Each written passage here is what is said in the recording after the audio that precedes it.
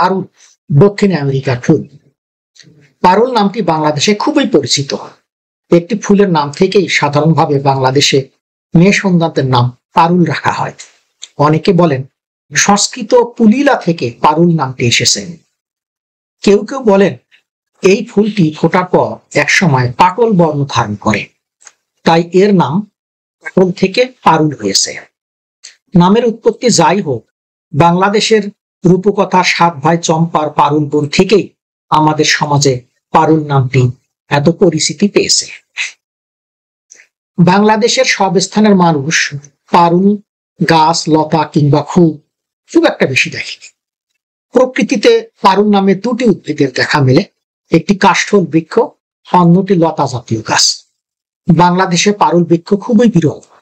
সম্ভবত ঢাকার বলধা গার্ডেন ও বগুড়ার সোনাতলায় দু একটি গাছ আছে, তবে লতা পারুল নানা স্থানে দেখা যায়।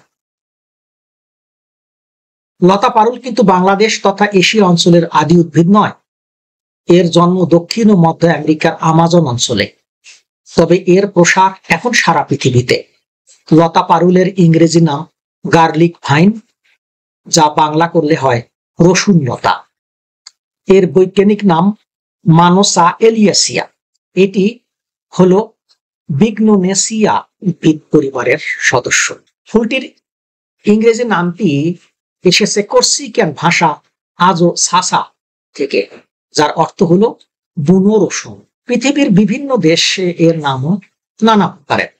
বাংলাদেশেও একে নীল পারুল, রসুন্দি লতা ইত্যাদি বলে ডাকা হয়। পারুল লতায় ফুল আসে শীতের শুরুতে, পরপর দুবার ফুল আসে। একবার ফুল ফুটে ঝরে যায়, এরপর আবার ফোটে।